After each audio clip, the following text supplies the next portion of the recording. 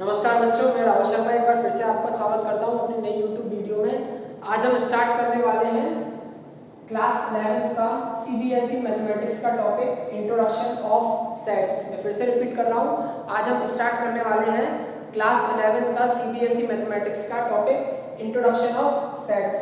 इससे रिलेटेड एक short video मैंने ऑलरेडी अपलोड की हुई है, जिसका डिस्क्रिप्शन में इस वीडियो में ऐड कर दूंगा।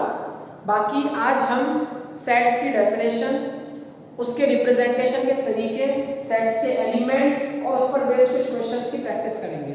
तो आइए स्टार्ट करते हैं आज का वीडियो सेट्स की डेफिनेशन से। तो सेट होता क्या है? Set it is a collection of well defined objects और elements.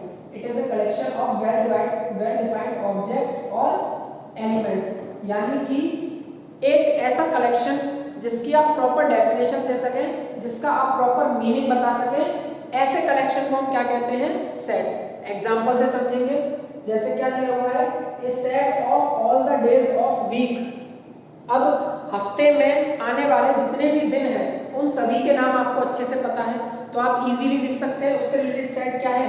Monday, Tuesday, Wednesday, Thursday, Friday, Saturday और संडे। हफ्ते में आने वाले सभी दिनों के नाम का सेट है।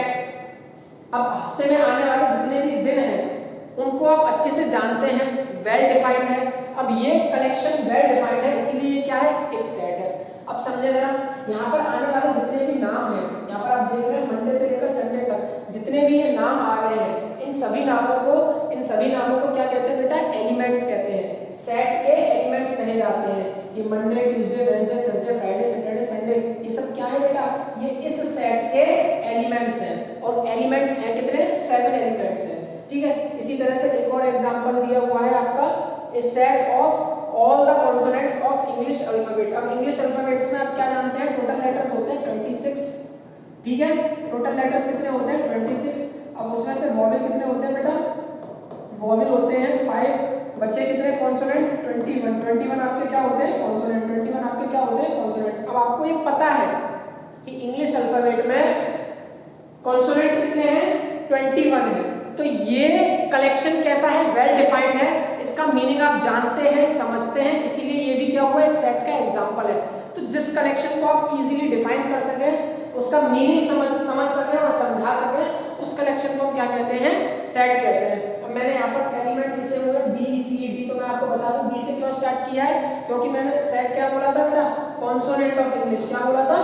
Consonant of English. अब कॉन्सोनेंट में हमें यहाँ से कौन से लेटर नहीं लेने हैं? हमें ए, ई, आई, ओ और यू, ये लेटर्स हमें नहीं लेने हैं। इसके अलावा जितने भी लेटर्स हैं वो सारे लेटर्स मैंने यहाँ लिख दिए हैं। बहुत सारे लेटर्स हो जाते हैं, इसलिए डॉट डॉट करके रिप्रेजेंट किया है, B, C, D, F, G, H, J, dot dot dot, X, Y, Z. ऐसे करके कितने एलिमेंट्स बन रहे हैं बेटा? ऐसे करके 21 एलिमेंट्स बन रहे हैं। ठीक है, और मैं आपको बता दूं, क्योंकि इस कलेक्शन को मैं वेल डिफाइन कर सकता हूँ, इसका मीनिंग समझ भी सकता हूँ, समझा भी सकता हूँ, इसीलिए ये कलेक्शन क्या कहलाएगा बेटा?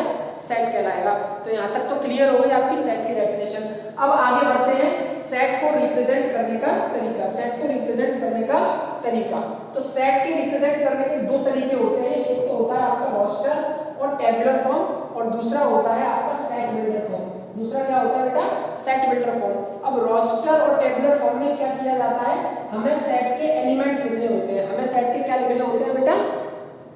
एलिमेंट्स लिखने होते हैं। दूसरा, एलिमेंट्स को हमेशा कर्ली ब्रैकेट के अंदर ही लिखेंगे। एलिमेंट्स को हमेशा किसके अंदर लिखेंगे? कर्ली ब्रैकेट के अंदर लिखेंगे। अब इसका एग्जांपल समझ लेते हैं। एग्जांपल लिया है मैंने, a set of all the days of week that start with T. हफ्ते के सारे दिनों का सेट। हफ्ते के सारे दिनों का एक सेट। अब हफ्ते के वो सारे दिन जो टी लेटर से स्टार्ट हो, हफ्ते के वो सारे दिन जो टी लेटर से स्टार्ट हो, ऐसा हमें एक सेट तैयार करना है। तो हफ्ते में केवल 2 ही ऐसे दिन हैं जो टी लेटर से आते हैं। एक तो होता है आपका ट्यूसडे और एक होता है आपका थर्सडे। तो ये आपका ट्यूसडे, थर्सडे, ये सेट तैयार हो गया। अब ये कौन सा फॉर्म हो गया बेटा? रोस्टर और टेबुलर फॉर्म। ये जो मैंने यहाँ लिखा है ना, ट्यूसडे और थर्सडे जिस तरह से लिखा हुआ है, यही आपका क्या हो गया बेटा? रोस्टर और टेबुलर फॉर्म। रोस्टर और टेबुलर फॉर्म। ठीक है, जब आप सेट के एलिमेंट्स को लिखते हैं तब ये सेट की कौन सी रिप्रेजेंटेशन होता है? ये रोस्टर या टेबुलर फॉर्म होता है। अब दूसरी तरफ आता है सेट बिल्डर फॉर्म। दूसरी तरफ क्या होता है set builder form. Set builder form आने से पहले मैं एक चीज और डिस्कस करना चाहूंगा। पिछला सेट जो हमने अभी डिस्क्राइब किया था, set of all the days of week that start with T, तो इस सेट में बेटा एलिमेंट्स कितने होंगे, इस सेट में बेटा एलिमेंट्स कितने होंगे, दो ही एलिमेंट्स आएंगे इसमें। कौन कौन से, एक तो आपका ट्यूसडे और दूसरा आपका थर्सडे। ठीक है, अब आगे बढ़ते हैं। दूसरा रिप्रेजेंटेशन का तरीका होता है सेट बिल्डर फॉर्म। दूसरा रिप्रेजेंटेशन का तरीका क्या होता है, सेट बिल्डर फॉर्म। इसमें क्या करना होता है, जो भी सेट के एलिमेंट होते हैं, जो भी सेट के एलिमेंट्स होते हैं उसको एक स्टेटमेंट में लिखना होता है, उसको एक स्टेटमेंट में लिखना होता है। और सेट बिल्डर फॉर्म में भी आप क्या करते हैं, उस स्टेटमेंट को कर्ली ब्रैकेट के अंदर बंद करेंगे। Write the statement for element of set और statement should be written in curly bracket. Elements जो भी बनते हैं सेट के वो भी किसमें लिखे जाते हैं, जो एलिमेंट्स होते हैं सेट के उसका स्टेटमेंट लिखा जाता है सेट बिल्डर फॉर्म में, और जो भी स्टेटमेंट है उसको भी कर्ली ब्रैकेट में लिखते हैं। बट लिखने का तरीका थोड़ा अलग होता है। ऐसा नहीं है कि जैसा क्वेश्चन में स्टेटमेंट दिया वैसा का वैसी स्टेटमेंट हम उतार दें, ऐसा नहीं करते, इसको एक तरीके से रिप्रेजेंट करते हैं। जैसा कि पहला मैंने एग्जांपल लिया हुआ है एलिमेंट का 0 2 4 6 8। आप क्या देख पाएंगे, 0 2 4 6 और 8 जो है वो क्या है बेटा, इवन नंबर्स है। 0 2 4 6 8 क्या है बेटा, इवन नंबर्स है। अब हमें इसको कैसे लिखना है, हमें इसको लिखना है सेट बिल्डर फॉर्म में, हमें इसको लिखना है सेट बिल्डर फॉर्म में। तो मैंने इस सेट को नाम दे दिया बेटा x नाम दे दिया, क्या नाम दे दिया, कैपिटल X नाम दे दिया। x इक्वल टू, लिखने का तरीका क्या होता है, ये x सच दैट x, इसको हम क्या करते हैं बेटा, इस स्टेटमेंट को पढ़ते हैं x such that x, x such that x such that x। ठीक है, इसको हम ऐसे रिप्रेजेंट करते हैं। और ये x क्या दिखा रहा है, ये x दिखा रहा है definition of all the elements of set. दिए हुए सेट के सभी एलिमेंट को डिफाइन कर रहा है। अब आप गौर करें, ये सारे एलिमेंट क्या है बेटा, 0 2 4 6 8, ये इवन नंबर है। अब इवन नंबर के बारे में हम क्या जानते हैं, इवन नंबर कैसे रिप्रेजेंट करते हैं, 2n से रिप्रेजेंट करते हैं। इवन नंबर हम कैसे रिप्रेजेंट करते हैं, 2n से रिप्रेजेंट करते हैं। तो x such that x equal to 2n, x such that x equal to 2n। अब 2n में तो बेटा सारे के सारे इवन नंबर आ जाएंगे, यानी 0 से स्टार्ट करके कहीं तक भी खत्म ना होने वाले इवन नंबर आ जाएंगे। 0 2 4 6 8 10 12 14 16 18, ऐसा करके हम लगातार इवन नंबर्स लिखते जाएंगे। लेकिन यहाँ पर क्या हो रहा है, यहाँ पर कहीं जाकर एलिमेंट्स हमारे रुक रहे हैं, यहाँ पर कहीं जाकर एलिमेंट्स हमारे रुक रहे हैं, 8 पर जाके रुक रहे हैं। तो मैंने इसको कैसे आगे और रिप्रेजेंट किया है, जो n की वैल्यू है, n की जो वैल्यू है वो 0 से बड़ी भी है, n की वैल्यू 0 से बड़ी भी है, 0 के बराबर भी है और 5 से छोटी है। इसको जरा समझेंगे कैसे। मैंने क्या कहा, n की वैल्यू 0 से बड़ी है और बराबर है, यानी कि n की एक वैल्यू 0 है, एक वैल्यू 1 है, एक वैल्यू 2 है, एक वैल्यू 3 है और एक वैल्यू 4 है। n की एक वैल्यू 0 1 2 3 और 4 है, क्योंकि 0 से बराबर भी है और बड़ी भी है। क्या लिखा है, 0 is lesser than equal to n which is lesser than 5। तो n की वैल्यू 0 से छोटी भी है, n की वैल्यू 0 से बड़ी भी है और बराबर भी है, वहीं दूसरी तरफ n की वैल्यू 5 से छोटी भी है। और सेट हमारा क्या है, x equal to 2n। तो यहाँ पर इन सभी में n की वैल्यू रखते जाएं। 2n क्या हो रहा है बेटा, 2n का मतलब हो गया आपका 2 into 0, और 2 into 0 कितना होता है, 2 into 0 होता है 0 के बराबर। ठीक है, यहाँ पर आते हैं अगले केस में, 2n यहाँ पर भी रखना है। 2n यानी कि 2 into 1, 2 into 1 की वैल्यू कितनी आ गई, 2। देखो एलिमेंट्स निकल के जा रहे हैं, पहला एलिमेंट 0 निकल गया, दूसरा एलिमेंट 2 निकल गया, तीसरे पर आते हैं 2n का मीनिंग हो गया 2 into 2, 2 into 2 कितना होता है बेटा, 4 होता है, 2 into 2 कितना होता है 4। तीसरा एलिमेंट भी निकल गया हमारा 4। अब आते हैं इस पे, n equal to 3 दिया हुआ है, n equal to कितना दिया हुआ है 3, यानी क्या रखना है 2n यानी 2 into 3, 2 into 3 कितना होता है बेटा, 2 into 3 होता है आपका 6। ये चौथा एलिमेंट भी निकल कर आ गया और लास्ट में n equal to 4 यानी कि 2n का मतलब 2 into 4, 2 into 4 कितना होता है बेटा 8 होता है। तो इस तरह से हमारे सारे के सारे एलिमेंट आ गए हैं। तो इस तरह से हम क्या करते हैं, सेट बिल्डर फॉर्म रिप्रेजेंट करते हैं। अब जरूरी नहीं है सेट बिल्डर फॉर्म एक ही तरह से रिप्रेजेंट करे, ऐसा बिल्कुल भी जरूरी नहीं है कि सेट बिल्डर फॉर्म एक ही तरह से रिप्रेजेंट करे। सेट बिल्डर फॉर्म को रिप्रेजेंट करने के मोर देन वन टाइप हो सकते हैं। देखिए जरा दूसरा तरीका मैंने क्या लिया है, x सच दैट x लिखने का एक तरीका ये भी बनता है x such that x equal to 2n। 2n तो लिखना कंपलसरी है क्योंकि ये इवन नेचुरल नंबर की ही लिस्ट है, सॉरी इवन होल नंबर की लिस्ट है। किसकी लिस्ट है बेटा? इवन होल नंबर की लिस्ट है। तो यहाँ पर मैंने क्या लिखा, x such that x equal to 2n, ठीक है। n belongs to whole number, n belongs to whole number कैसे कह सकते हैं? क्योंकि हमारी सीरीज जो है वो कहां से स्टार्ट हो रही है? 0 से स्टार्ट हो रही है। हमारी सीरीज कहां से स्टार्ट हो रही है? 0 से स्टार्ट हो रही है। और हम अच्छे से जानते हैं कि 0 क्या है आपका? 0 एक होल नंबर है। 0 कैसा नंबर है? एक होल नंबर है। अब आगे क्या बोला है? n belongs to whole number और n less than 5। n belongs to whole number, n एक होल नंबर भी होगा और n आपका 5 से छोटा भी होगा, यानी कि n की वैल्यू क्या क्या आ जाएगी? n एक होल नंबर है, यानी कि n की वैल्यू क्या आ जाएगी? 0 और उससे बढ़ जाएगी। और आगे ये भी बोल रहा है कि n लेस देन 5 भी है, n लेस देन 5 भी है, क्योंकि n belongs to whole number है तो n की वैल्यू 0 से स्टार्ट होगी और n लेस देन 5 है तो n की वैल्यू बनेगी 0, 1, 2, 3 और 4, क्योंकि n जो है 5 से छोटा है। अब क्योंकि n की वैल्यू 0, 1, 2, 3, 4 बनेगी तो यही टेबल हम दोबारा रिप्रेजेंट करके अगर देखेंगे तो हमें एलिमेंट्स यही मिलेंगे। मतलब एक सेट बिल्डर फॉर्म को लिखने के हमारे दो तरीके निकल के आ गए। एक सेट बिल्डर फॉर्म को लिखने के हमारे कितने तरीके आ गए बेटा? दो तरीके निकल कर आ गए, ठीक है। तो इस तरह से आज हमने सेट का इंट्रोडक्शन पढ़ा। अब इसी पर बेस्ड कुछ क्वेश्चंस करके देखते हैं ताकि अच्छे से समझ में आ जाए, ठीक है। इसके लिए मैंने क्या किया हुआ है, क्लास 11th की एनसीईआरटी मैथमेटिक्स ओपन की हुई है, चैप्टर 1 एक्सरसाइज 1.1 स्टार्ट करते हैं। क्या दिया हुआ है बेटा? क्वेश्चन नंबर 1 आपका क्या दिया हुआ है?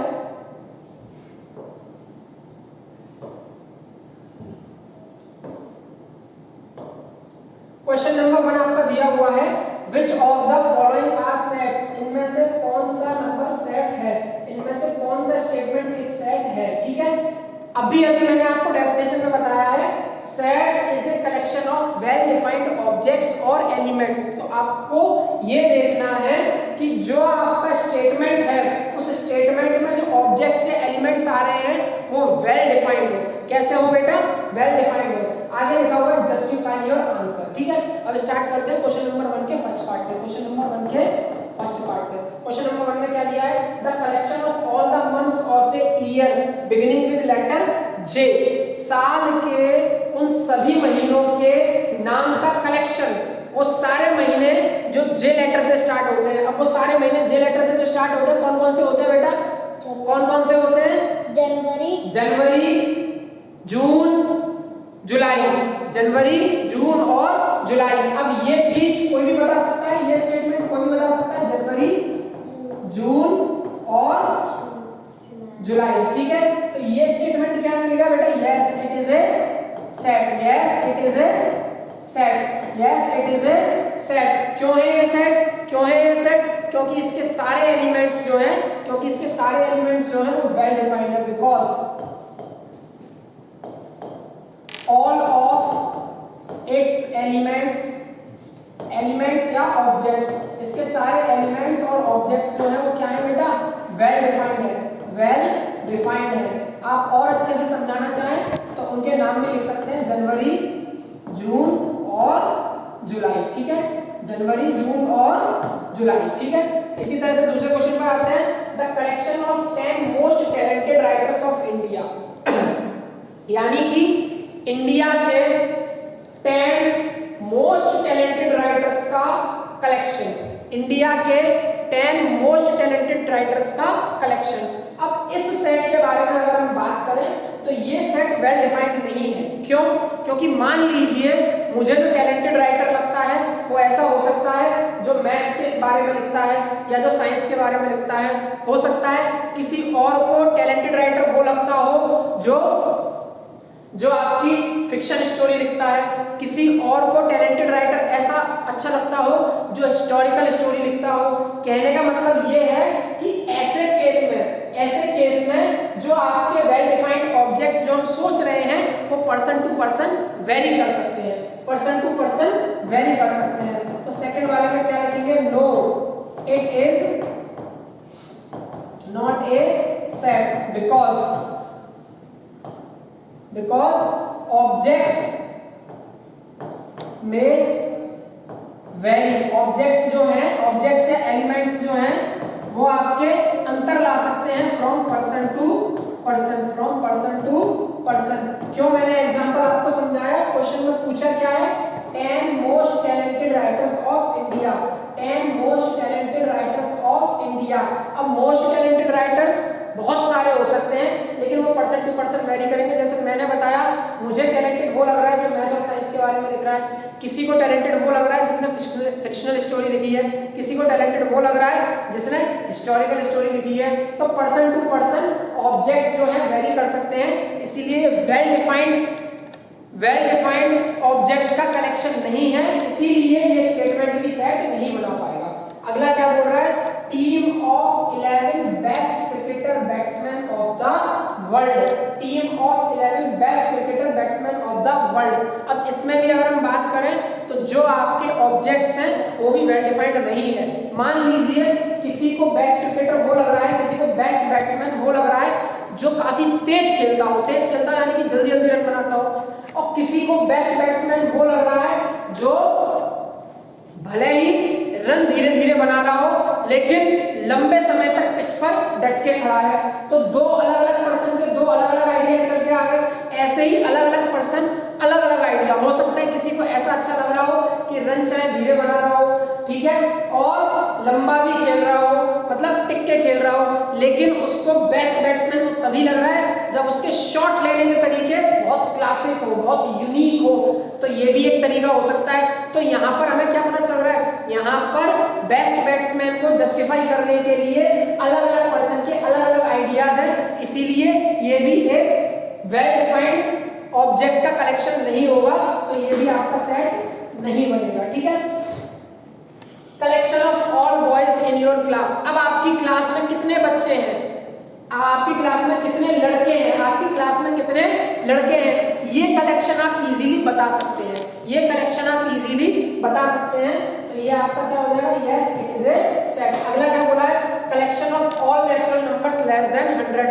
सारे नेचुरल नंबर जो 100 से छोटे होते हैं। अब हम सभी जानते हैं सारे नेचुरल नंबर जो 100 से छोटे होते हैं, 1 2 3 4 डॉट डॉट डॉट कहां तक जाएगा बेटा, 99 तक जाएगा। अब ये जो कलेक्शन है ये सभी के लिए सेम है, ये जो कलेक्शन है वो सभी के लिए सेम है, ये कलेक्शन सभी के लिए सेम है, ठीक है। तो इसीलिए ये क्या हो गया बेटा, ये भी एक सेट हो गया, ये भी yes it is a set, ठीक है। आगे बढ़ते हैं, collection of novels written by the writer Munshi Premchand. अब मुंशी प्रेमचंद एक अच्छे राइटर रहे हैं, अपने टाइम के एक अच्छे उपन्यासकार रहे हैं, इन्हीं के सारे उपन्यास का संगठन, इन्हीं के सारे नॉवेल्स का कलेक्शन। अब इन्होंने नॉवेल्स लिखी होगी, उन सभी नॉवेल्स की कोई ना कोई गिनती तो रही होगी, और मान लीजिए बड़े बड़े राइटर्स से या इंटरनेट के माध्यम से मैंने इनके नॉवेल्स की गिनती कुछ पता लगाई है। एग्जांपल के तौर पर मान लेते हैं कि इन्होंने 43 नॉवेल्स लिखे। कितने नॉवेल्स लिखे, 43 नॉवेल्स लिखे। तो मेरे लिए भी 43 नॉवेल्स लिखे, इंटरनेट पर भी अगर यही मिल रहा है तो सबके लिए भी यही है। तो इसका जो कलेक्शन ऑफ ऑब्जेक्ट्स है, कलेक्शन ऑफ ऑब्जेक्ट्स है वो वेल डिफाइंड है सभी के लिए, तो yes it is a set, ठीक है। आगे बढ़ते हैं, the collection of all even integers. Collection of all even integers, जितने भी इवन इंटीजर्स हैं उनका कलेक्शन। अब जानते हैं हम सबके लिए इवन इंटीजर 0 2 4 6 8 10 ऐसे चलते जाएंगे। ये सीरीज जो है सभी के लिए सेम और इक्वल रहेगी, ये सीरीज सभी के लिए सेम और इक्वल रहेगी, इसीलिए ये भी क्या है बेटा, ये भी आपका सेट बना रहा है, ये भी आपका क्या बना रहा है, सेट बना रहा है, ठीक है। इस तरह से हमने ये देख लिया कि कौन सा स्टेटमेंट एक सेट है और कौन सा स्टेटमेंट एक सेट नहीं है, जस्टिफिकेशन के साथ हमने जान लिया। तो मैं आपको जैसा डिफाइन में बताया था कि जो आपका ऑब्जेक्ट्स का कलेक्शन है वो वेल डिफाइंड होना चाहिए, सभी के लिए सेम, तो वो सेट है। अगर किन्हीं दो पर्सन के लिए डिफरेंट है तो वो सेट नहीं, ठीक है। आइए इसके साथ आगे बढ़ते हैं अगले क्वेश्चन पर। अगला क्वेश्चन दिया हुआ है the collection of questions, the collection of questions in this chapter, the collection of questions in this chapter. अब इस चैप्टर में कितने क्वेश्चन होंगे, इसकी एक कोई ना कोई गिनती तो होगी, और जो गिनती मैं निकालूंगा वही गिनती आप लोग निकालेंगे और वही गिनती कोई और निकालेगा। तो सभी के लिए सेम गिनती होने की वजह से ये भी क्या निकलेगा बेटा, yes it is also a set. अगला स्टेटमेंट क्या है, the collection of most dangerous animals of the world. अब इस पर थोड़ा ध्यान देने की जरूरत है, ठीक है। Most dangerous animals of the world, मान लीजिए किसी पर्सन को डेंजरस एनिमल्स ऐसे लगते हो जो रेप्टाइल्स हो, जैसे स्नेक, क्रोकोडाइल, लिजार्ड, इस तरह के एनिमल, और किसी को मोस्ट डेंजरस एनिमल ऐसे लगते हो जो बड़े कार्निवोरस हो, जैसे कि लायन, टाइगर, लेपर्ड, ठीक है। हो सकता है किसी को इंसेक्ट्स से डर लगता हो। तो सबके लिए मोस्ट डेंजरस एनिमल्स जो हैं वो अलग अलग है, सबके लिए मोस्ट डेंजरस एनिमल्स जो है वो अलग अलग है। अब क्योंकि सबके लिए मोस्ट डेंजरस एनिमल्स अलग अलग है तो इसका जो कलेक्शन है वो वेल डिफाइंड नहीं है, और क्योंकि कलेक्शन वेल डिफाइंड नहीं है तो इसका भी क्या आएगा, no it is not a set, because collection of objects may be vary from person to person। Reason वही रहेगा, collection of objects may be vary from person to person। अब अगला क्वेश्चन थोड़ा ध्यान देने की जरूरत है। Let a equal to, question क्या दिया हुआ है, let a equal to 1 2 3 4 5 6। A set में कितने एलिमेंट दिए हुए हैं, 6 एलिमेंट्स दिए हुए हैं, 6 एलिमेंट्स दिए हुए हैं, फर्स्ट 6 नेचुरल नंबर्स दिए हुए हैं। आपको सिंबल इंसर्ट करना है, कौन सा, इस सिंबल को बोलते हैं बेटा, कुछ ऐसा बनाते हैं, पहले सी जैसा बना लेते हैं, क्या करते हैं, सी जैसा बना लेते हैं और उसमें एक लाइन कर देते हैं, ठीक है। इस सिंबल को बोलते हैं बिलोंग्स टू, इस सिंबल को क्या बोलते हैं बेटा, बिलोंग्स टू। या तो आप ये सिंबल इंसर्ट करें या फिर ये वाला सिंबल इंसर्ट करें। बिलोंग्स टू को जब हम कट कर देते हैं, बिलोंग्स टू को जब हम कट कर देते हैं तो इस सिंबल को बोलते हैं बेटा डज नॉट, क्या बोलते हैं बेटा, does not belong to, does not belong to, इस सिंबल को क्या बोलते हैं, डज नॉट बिलोंग टू। अब इसमें कुछ सुंदर क्वेश्चन दिए हुए हैं। फर्स्ट पार्ट दिया हुआ है 5 ब्लैंक 8, सेकंड पार्ट दिया हुआ है आपका 8 ब्लैंक 8। आप देख सकते हैं इन्हीं दो क्वेश्चन में आपको इजीली समझ में आ जाएगा। अब ये देख लीजिए जरा, ए सेट में कौन कौन से एलिमेंट है, 1 से लेकर 6 तक के नंबर है, 1 से लेकर 6 तक के नंबर है। क्या ये 5 इस लिस्ट में है, यस और नो, यस 5 इस लिस्ट में है, क्योंकि 5 इस लिस्ट में है तो यहाँ पर सिंबल कौन सा आ जाएगा बेटा, बिलोंग्स टू, यहाँ पर सिंबल कौन सा आ जाएगा, बिलोंग्स टू। अगले पार्ट में क्या दिया हुआ है, 8-A, क्या 8 इस सीरीज में इस लिस्ट में है, नहीं है, 8 इस लिस्ट में नहीं है, तो क्या आएगा बेटा, does not belongs to, does not belongs to. तो अब इस सेट में जो गिवन एलिमेंट है वो तो बिलोंग्स टू हो जाएगा और जो एलिमेंट नहीं है वो डज नॉट बिलोंग टू हो जाएगा, ठीक है। इसी के साथ आगे बढ़ते हैं अगले क्वेश्चन पर। अगला क्वेश्चन क्या कह रहा है बेटा आपका, अगले क्वेश्चन में लिखा है write the following in roster form. Roster form और टेबुलर फॉर्म, मैं आपको बता दूं रोस्टर फॉर्म और टेबुलर फॉर्म क्या होता है। रोस्टर फॉर्म और टेबुलर फॉर्म वो होता है जिसमें हम सेट के एलिमेंट्स लिखते हैं, जिसमें हम सेट के एलिमेंट्स लिखते हैं। तो क्वेश्चन नंबर 3 का ए पार्ट, फर्स्ट पार्ट क्या कह रहा है बेटा, A is a set x such that x is an integer, x is an integer। Integer के बारे में आप क्या जानते हैं, नेगेटिव इंटीजर, जीरो इंटीजर और positive integer. x is an integer and -3 is lesser than equal to x which is less than 7, which is less than 7। यानी कि x एक इंटीजर है, x एक इंटीजर है और उसी के साथ साथ x जो है वो -3 से बड़ा भी है, उसके बराबर भी है और x 7 से छोटा भी है। तो इसका आंसर क्या बनेगा, इसका आंसर ये बनेगा a इक्वल टू, एलिमेंट कौन कौन से आ जाएंगे बेटा, -3, -2, -1, 0, 1, 2, 3, 4, 5, 6 और 7। 7 सही है क्या, 7 बिल्कुल सही नहीं है, 7 नहीं आएगा। क्यों नहीं आएगा, क्योंकि x जो है वो 7 से छोटा है, x जो है वो 7 से छोटा है, ठीक है। इसके बाद अगला पार्ट है x is a natural number less than 6, x is a natural number less than 6। इसका आंसर मैं लिख देता हूं, x is a natural number less than 6। अब 6 से छोटा नेचुरल नंबर कौन कौन से, 1, 2, 3, 4, 5 और 6। 6 सही है, 6 बिल्कुल सही नहीं है क्योंकि x क्या बोला है, नेचुरल नंबर लेस देन 6। अब लेस देन 6 यानी कि 5 तक ले जाना है आपको, ठीक है।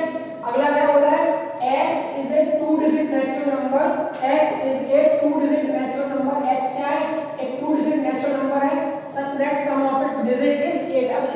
पर थोड़ा ध्यान देने की जरूरत है, ठीक है। x is a 2-digit natural number such that sum of digit is 8. x is a question में लिख लेते हैं x is a 2-digit natural number, 2-digit natural number such that sum of digits is 8, ठीक है। x क्या है, 2 digit natural number है, यानी कि 2 डिजिट का नंबर है। 2 डिजिट का नंबर यानी कि 10 से लेकर 99 तक कोई सा भी नंबर हो सकता है, लेकिन वो नंबर ऐसा लेना है कि उन दोनों ही डिजिट को जब हम ऐड कर दें तो आंसर आना चाहिए 8। तो क्या आ जाएगा, देखिए आंसर से करते हैं c इक्वल टू पहला नंबर जो बनेगा वो आपका क्या बनेगा बेटा, पहला नंबर जो बनेगा वो आपका 17 बनेगा। क्यों, क्योंकि 17 में आप क्या देख सकते हैं 1 और 7 की वैल्यू क्या आती है, 8 आती है। दूसरा नंबर बनेगा आपका 26।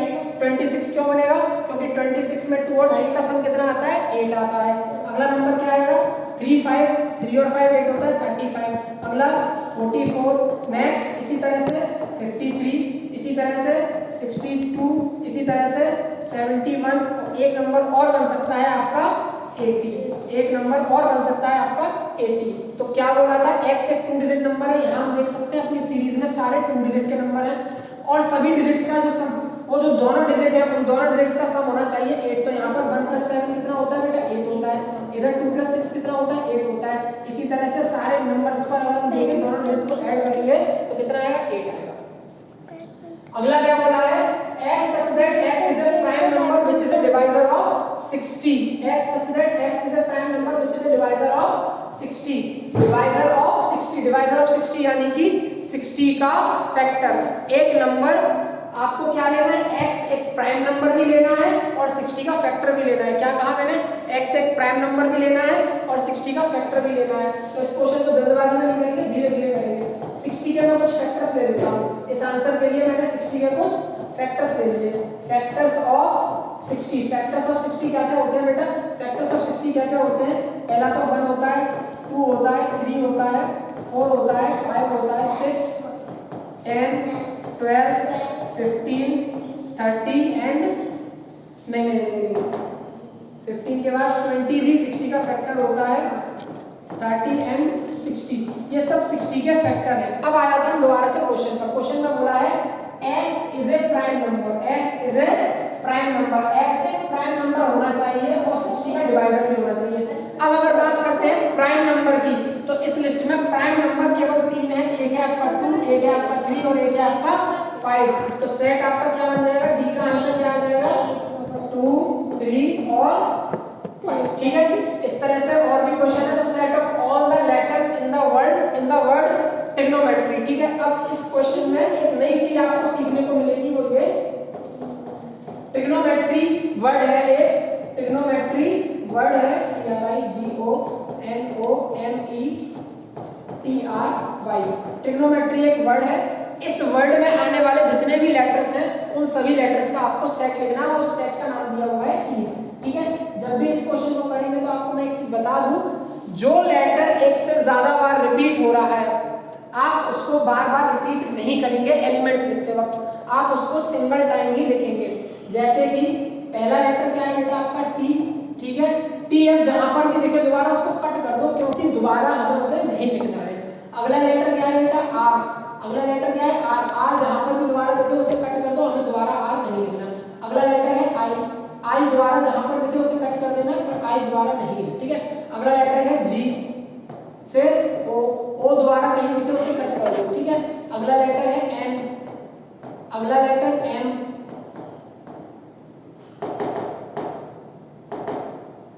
एक लेटर एन और फिर उसके बाद एम, ई और वाई। कहने का मतलब जब भी आप किसी सेट के एलिमेंट्स को लिख रहे हैं ऐसे वर्ड वाले क्वेश्चन में, तो कोई लेटर अगर एक से ज्यादा बार आ रहा है, कोई लेटर अगर एक से ज्यादा बार आ रहा है, तो आप उस लेटर को बार बार नहीं लिखेंगे, आप उस लेटर को एक ही बार लिखेंगे। जैसे कि बेटर की बात करते हैं, अगला क्वेश्चन क्या है बेटा बेटर, बेटर में क्या है टी 2 बार दिया है, ई 2 बार दिया है। अगर मैं इसके सेट की बात करूंगा तो ये कैसे बनेगा, एक तो आपका बी आ जाएगा, एक आपका ई आ जाएगा, एक टी आ जाएगा और एक आर आ जाएगा। ठीक है, कहने का मतलब टी और ई जो दो बार दिए हुए हैं आपको दो बार लिखने की जरूरत नहीं। ठीक है, अब बढ़ते हैं अगले क्वेश्चन पर। अगले क्वेश्चन में क्या दिया हुआ है, which of the following sets right the following sets in the set builder form. जैसे इस क्वेश्चन में हमने क्या किया था, सेट बिल्डर फॉर्म दिया हुआ था, हमने सेट बिल्डर को रोस्टर में कन्वर्ट किया था। कुछ सेट बिल्डर में लिए थे, कुछ स्टेटमेंट में लिए थे। जैसे कि डी तक हमें सेट बिल्डर में दिए थे, डी तक हमें किस में दिए थे, सेट बिल्डर में दिए थे। डी तक हमें सेट बिल्डर में दिए थे, डी तक हमें किस में दिए थे बेटा, यानी कि फोर्थ क्वेश्चन तक हमें सेट बिल्डर में दिए थे, सेट बिल्डर में दिए थे। और उसके बाद हमें किस में दिए हुए हैं, उसके बाद हमें स्टेटमेंट में दिए हुए हैं, उसके बाद हमें किस में दिए हुए हैं, स्टेटमेंट में दिए हुए हैं। ठीक है, अब फोर्थ क्वेश्चन जो है उसमें सारे हमें कैसे दिए हुए हैं, रोस्टर में दिए हुए हैं, रोस्टर या टेबलर में दिए हुए हैं। फोर्थ क्वेश्चन में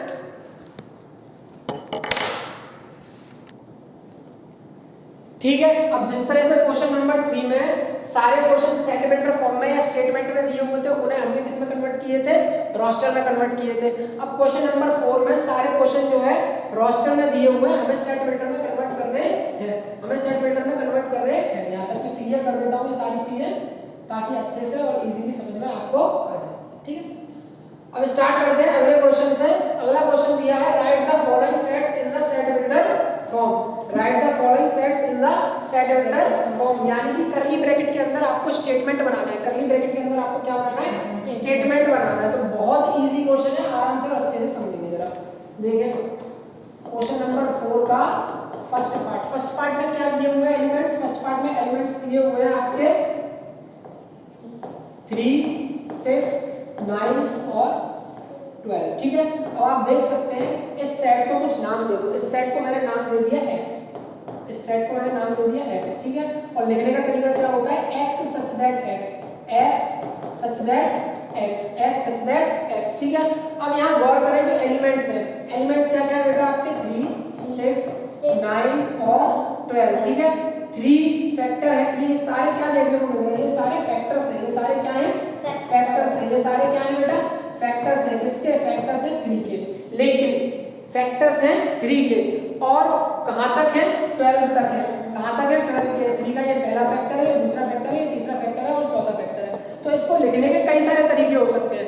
एक तरीका ये भी हो सकता है, factor of first 4 factors of 3, first 4 factors of 3। एक तरीका ये भी हो सकता है। एक तरीका ये भी हो सकता है, factor of 3 and x is less than 13। ठीक है, लेकिन हमें सेट बिल्डर फॉर्म में लिखना है तो स्टेटमेंट ना लिख के हम और सारी चीजों को भी प्रेजेंट करते हैं। तो सेकंड वाला मेथड ज्यादा करेक्ट रहेगा। सेकंड वाले मेथड में जाते हैं।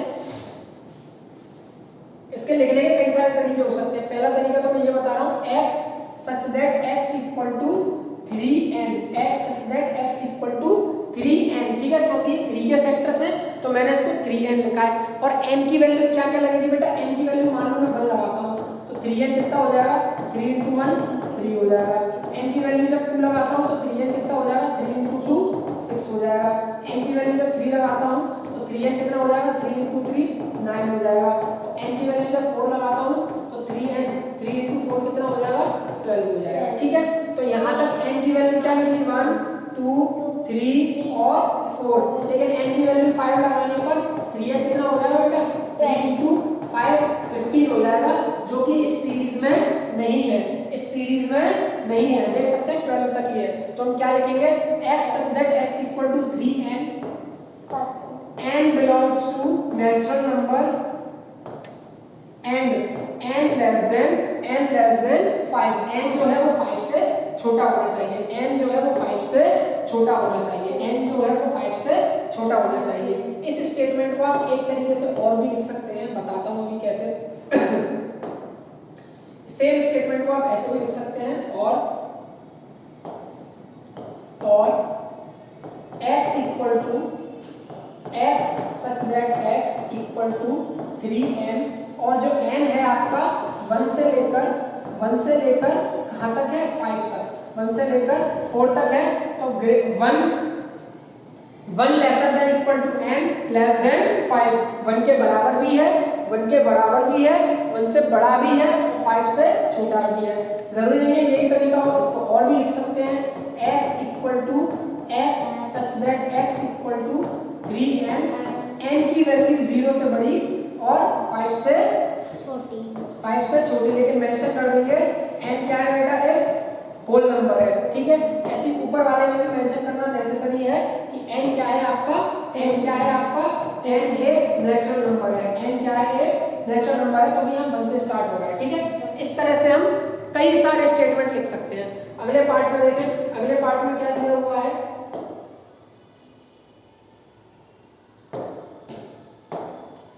अगले पार्ट में क्या दिया हुआ है, 2, 4, 8, 16 और 32, 2, 4, 8, 16 और 32, ठीक है, 2, 4, 8, 16 और 32, ठीक है। अगर आप इस सीरीज को गौर से देखेंगे तो 2 जो है वो 2 की पावर 1 लिखा जा सकता है, 4 जो है वो 2 की पावर 2 लिखा जा सकता है, 8 जो है वो 2 की पावर 3 लिखा जा सकता है, 16 जो है वो 2 की पावर 4 लिखा जा सकता है, और 32 जो है वो 2 की पावर 5 लिखा जा सकता है। ठीक इसी तरह से अब हम सीरीज बनाते हैं। अपनी सीरीज कैसे बनाएंगे, मैंने सेट का नाम लिया x और वही तरीका x such that x equal to, इसी के हिसाब से चलते हैं, x 2 की पावर 1, 2 की पावर 2, 3, 4, 5, तो मैंने लिख दिया x such that x equal to 2 की पावर n, 2 की पावर n। अब जो n है, n कैसा है बेटा, 1 से स्टार्ट हो रहा है, n आपका नेचुरल नंबर है, क्योंकि n 1 से स्टार्ट हो रहा है तो n आपका नेचुरल नंबर है, ठीक है। और दूसरी चीज वो क्या कह रहा है, n 1 से स्टार्ट हो रहा है, n नेचुरल नंबर है, और n की वैल्यू जो है वो 5 से बड़ी नहीं जाती है, 5 से बड़ी नहीं जाती है, तो n लेस देन 6 लिख लेंगे, यानी कि 6 से छोटा 5 तक, 6 से छोटा 5 तक। n जो है वो आपका नेचुरल नंबर है, 1 से स्टार्ट हो रहा है, 6 से छोटा है तो 1 से लेकर 5 तक, 1 से लेकर 5 तक, ठीक है।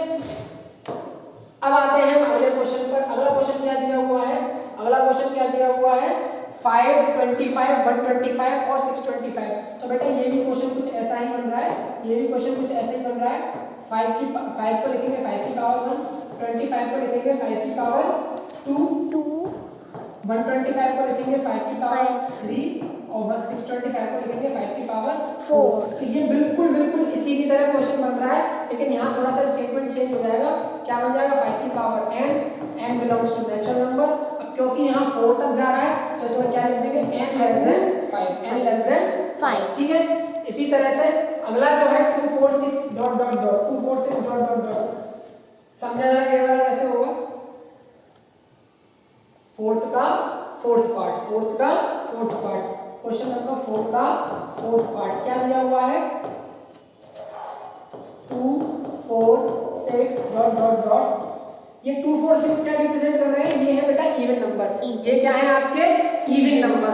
और कहां तक जा रहे हैं, ये इवन नंबर जा रहे हैं आपके लास्ट तक। ये इवन नंबर कहां तक जा रहे हैं बेटा, लास्ट तक। कहां तक जा रहे हैं, कोई गिनती नहीं है। तो ये बहुत ही इजी क्वेश्चन बनेगा, x equal to x such that x equal to 2n, x equal to 2n हर इवन नंबर को हम कैसे रिप्रेजेंट करते हैं, 2n से रिप्रेजेंट करते हैं। हर इवन नंबर को हम कैसे रिप्रेजेंट करते हैं, 2n से। तो x इक्वल टू 2n और n belongs to natural number, n belongs to natural number. Natural number इसलिए क्योंकि 1 से काउंटिंग स्टार्ट कर रहे हैं इस तरह से, ठीक है। 2n में अगर 1 का इधर 2n में n की जगह 1 रखूंगा, 2 1 जा 2 आएगा, n की जगह 2 रखने पर 2 2 जा 4 आएगा, n की जगह 3 रखने पर 2 3 जा 6 आएगा। होल नंबर नहीं रखेंगे, क्यों नहीं रखेंगे, क्योंकि सीरीज स्टार्ट होती है उस केस में 0 से। होल नंबर रखने पर सीरीज कहां से स्टार्ट होती है बेटा, 0 से, ठीक है। क्योंकि यहाँ सीरीज 0 से स्टार्ट नहीं हो रही है तो हमने नेचुरल नंबर लिया है। अगला क्वेश्चन भी बड़ा मजेदार है, क्या दिया हुआ है, 1, 4, 9 डॉट डॉट डॉट 100, ठीक है, ठीक है। अब आप इस सीरीज को गौर से देखिए, 1 क्या है बेटा, 1 है 1 का स्क्वायर, 4 क्या है बेटा, 2 का स्क्वायर, 2 का स्क्वायर। 9 की बात करूं तो 9 क्या है, 3 का square, dot dot dot dot dot dot. 100 क्या है आपका, 100 क्या है बेटा, 10 का स्क्वायर। यानी कि 1 से लेकर 10 के स्क्वायर की बात हुई है, 1 से लेकर 10 के स्क्वायर की बात हुई है, 1 से लेकर 10 के स्क्वायर की बात हुई है। तो इसका स्टेटमेंट भी बड़ा इजीली बन जाएगा। आंसर लगाएंगे x equal to x such that x equal to क्या बनेगा बेटा, अभी तक n को यूज कर रहे थे हम पावर के तौर पर या मल्टीपल के तौर पर, अब यहाँ n यानी कि नंबर पे ही पावर चल रही है, यानी कि n का स्क्वायर। क्यों, पहले क्या था 1 का स्क्वायर, फिर 2 का स्क्वायर, फिर 3 का स्क्वायर, फिर कहाँ तक जा रहा था 10 का स्क्वायर। तो बेस वाला नंबर चेंज हो रहा है, बेस वाला नंबर चेंज हो रहा है, तो x equal to n square लिखा। अब n क्या है बेटा आपका, n एक नेचुरल नंबर है, उसी के साथ n जो है वो 11 से छोटा है, n जो है वो 11 से छोटा है, क्योंकि n की वैल्यू कहाँ तक जा रही है, केवल और केवल 10 तक। इस तरह से हमने ये भी सीख लिया कि अगर कोई सेट रोस्टर फॉर्म में दिया हो तो उसको सेट बिल्डर फॉर्म में कैसे कन्वर्ट करते हैं। ठीक है, अगला क्वेश्चन क्या दिया हुआ है, list all the elements of the following sets. ठीक है, अब क्वेश्चन नंबर 5 और क्वेश्चन नंबर 6 से रिलेटेड जो भी क्वेश्चंस हैं उसका एक्सप्लेनेशन मैं आपको अगली वीडियो में दूंगा। आज का कंटेंट केवल मेरा यही था बताने का रीजन कि मैं आपको सेट समझा सकूं, सेट के बारे में बता सकूं और सेट के रिप्रेजेंटेशन के जो तरीके होते हैं उन पर बेस्ड क्वेश्चन कर सकूं। अब बाकी के जो क्वेश्चंस हैं वो मैं आपको अगली वीडियो में एक्सप्लेन करूंगा। अगर आपको वीडियो या उसका कंटेंट पसंद आया हो तो लाइक करें। अगर आप वीडियो से रिलेटेड या मेरे वर्क से रिलेटेड कोई सुझाव देना चाहते हो तो कमेंट करके जरूर बताएं। बाकी चैनल को सब्सक्राइब और शेयर करना ना भूलें। आज के लिए इतना ही, धन्यवाद।